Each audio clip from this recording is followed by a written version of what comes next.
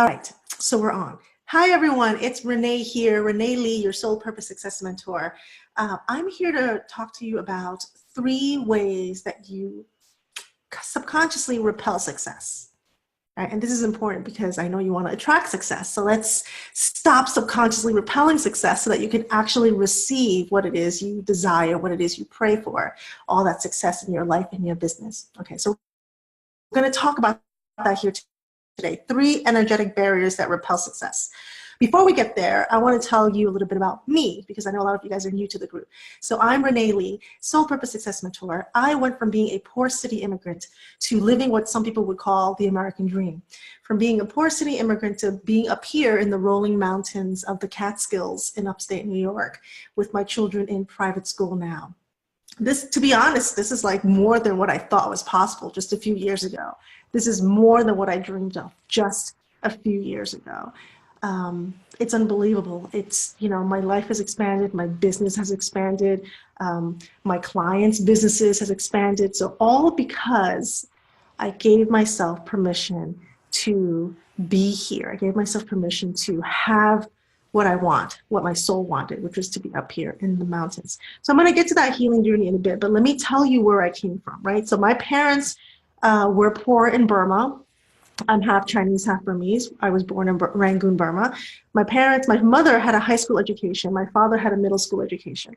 They were poor there. They came to this country in 1985. They were poor here.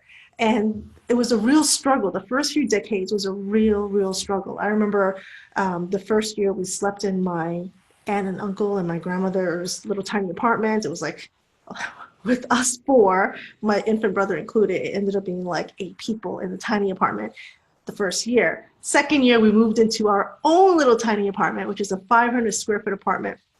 And they struggled with layoffs. This was the 80s, okay? The late 80s when layoffs were like a big trend and all these big companies were like laying people off.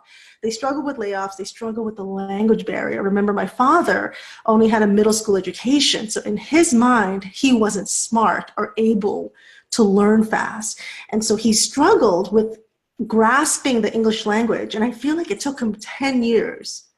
And I'm not kidding you. I don't think I'm not exaggerating. It feels like it took him 10 years before he finally grasped the English language the way my mother did, in the first few years.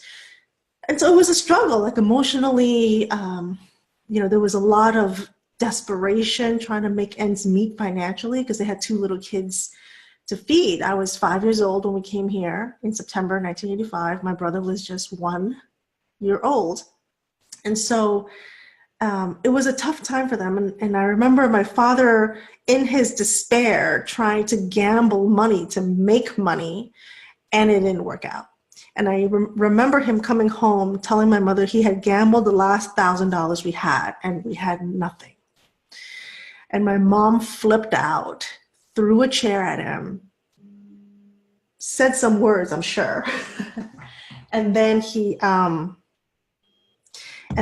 she went to bed crying, gave me her wedding ring. And so here I am, I think I was like 7 years old at this point, 7-year-old me going back and forth between my parents because nobody wanted the wedding ring.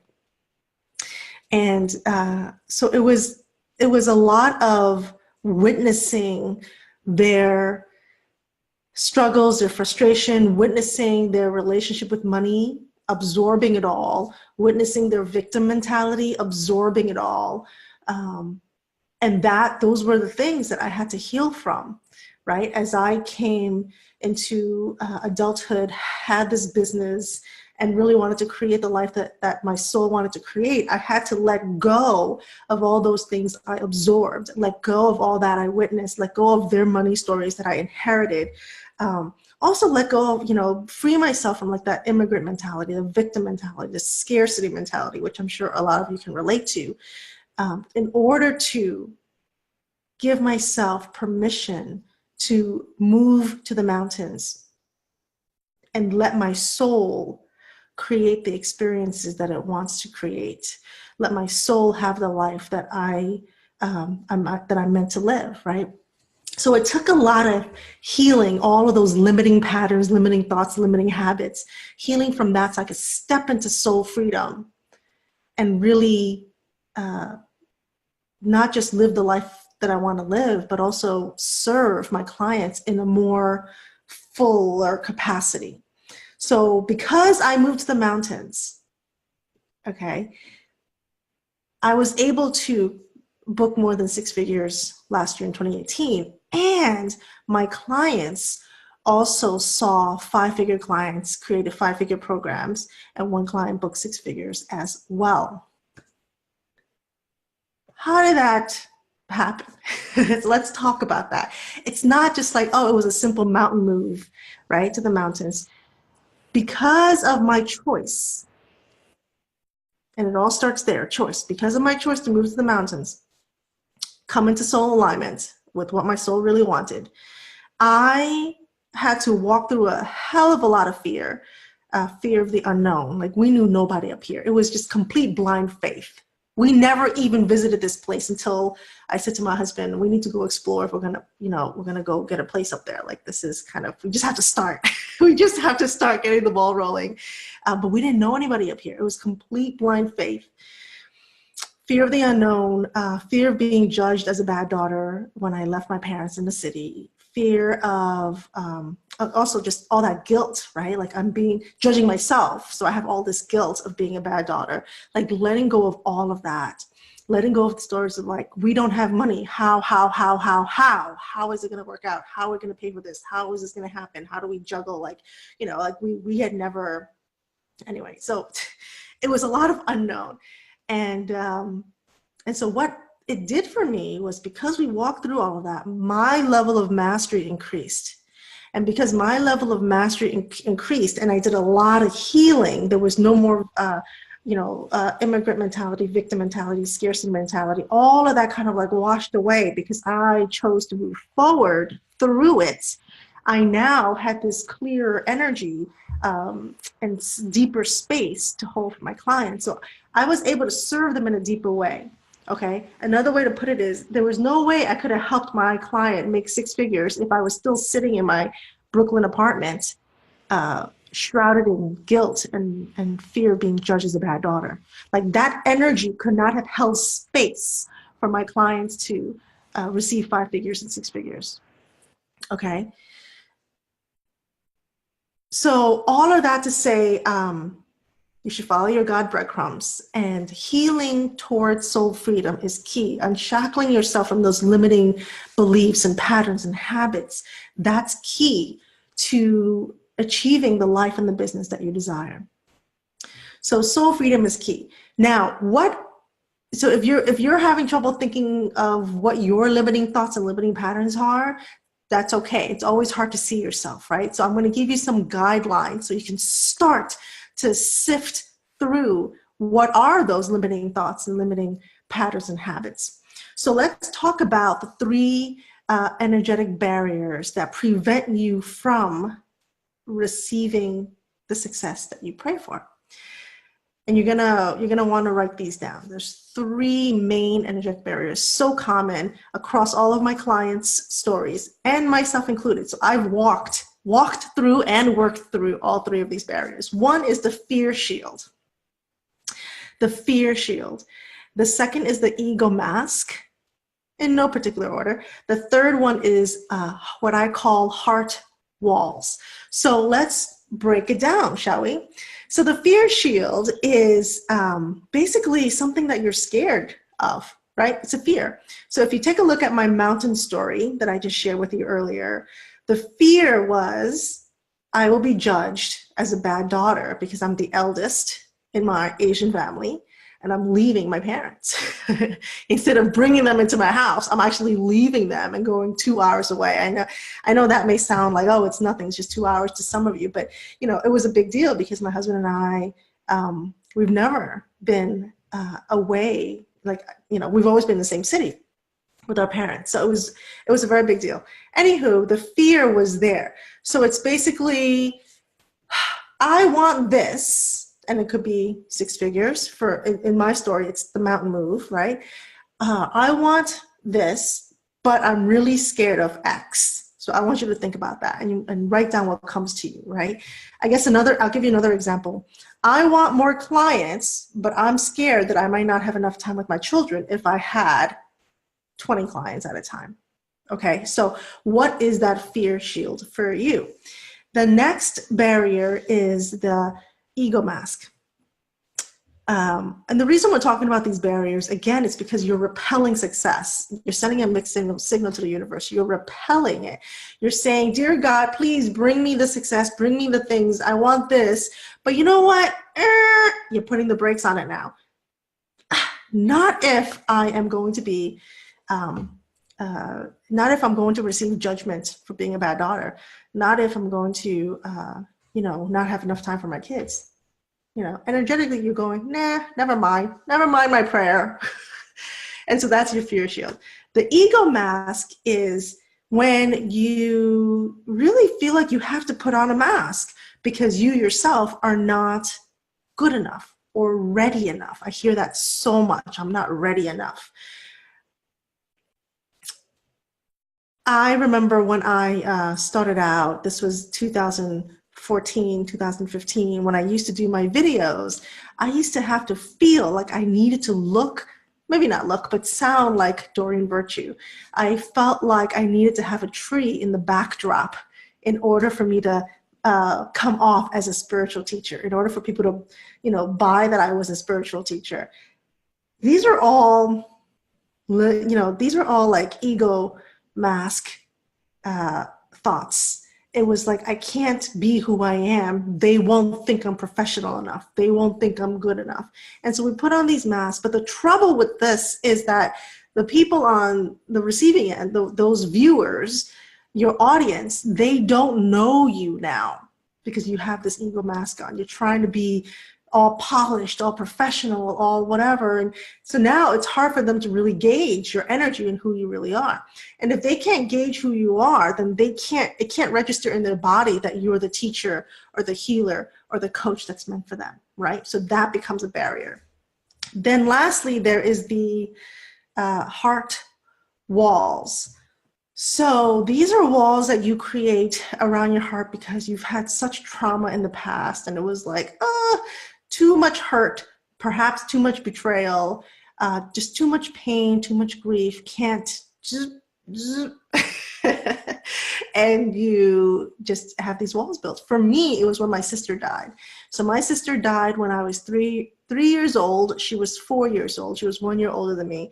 And it was just, just out of the blue. Like one day we're playing, she fell on some steps. We didn't think anything of it. She brushed it off. That night, she was rushed to the hospital while I was still asleep. She was rushed to the hospital and she passed away in the hospital that night due to internal bleeding, is what I've heard. So I, content as a 3-year-old can be, went to sleep, woke up, she was gone just like that. And if you can imagine, like for a 3-year-old, she was my best friend. She was only a year older than me. My whole entire existence up until that point was my sister. She was my best friend, my world. And all of a sudden, just gone like that. And so it was confusing. Well, what do you mean she's gone? Like she was here when I was born and now so imagine how overwhelmed I was with confusion and pain and grief. And on top of that, just like that, right? So it was very hard. And my 3-year-old subconscious mind said, never again will I allow myself to be this hurt.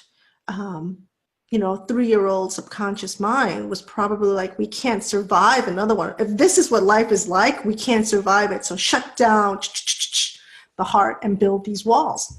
And so the way that impacted, my business was, well, hello, if these walls are up, it's hard for clients to get to know me, right?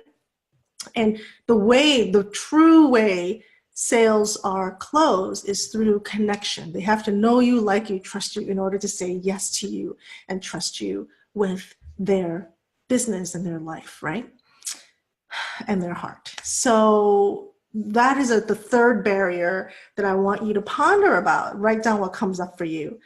These 3 energetic barriers, if you work on them and you free yourself from the shield, the mask, the wall, what you're doing is you're letting your soul shine forward.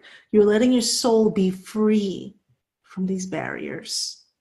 And when you step into soul freedom, then your soul can truly express what it's here to express in the world. And from there, you can signal your soul clients. Okay, so I hope this, I don't know how long we've been recording, but I hope this was valuable to you. If you want to dive in deeper to really do this healing work so you can powerfully attract your soul clients, then I'm here for you. I want you to hit the apply button below, reneelee.net/apply, and fill out that application so that we can get on the phone and chat about what is possible for you and where you are, depending on where you are in your business, what's possible for you, and see how I can support you in your healing and on your journey to soul purpose success. This work is everything because you're a soul purpose driven entrepreneur. You're a spiritual entrepreneur. You're a light worker. You know that everything is energy. You understand soul alignment is key. You get all of that. And so when it comes to your business, you've got to take the same approach, the same holistic approach that you do with the rest of your life. And so we look at your energy when it comes to your business. We look at the energy of your messaging, the energy of your brand, the energy of you as well. We look at the whole picture. And when you make energetic shifts, the right energetic shifts to get you into alignment, to get you into healing alignment, then everything is possible. And things in your business and your life start to be easy. I had a client the other day, really new to this, right? Like she hasn't started getting any clients yet. She's completely new. She's just starting from scratch, building her message, building her website. And it's, it can be tough. At every stage, when you're trying to grow and you get close to that growth edge, it can feel tough. It can feel uncomfortable as you're growing. And she said to me, will it ever get easier? And the truth is it does. Ease and flow. And I know it's feels cliche now, ease and flow, but it's possible and it's true. It's possible when you really let your soul lead. So soul freedom, freeing your soul up so that it can lead you to that ease and flow and abundance, which is all your birthright, by the way.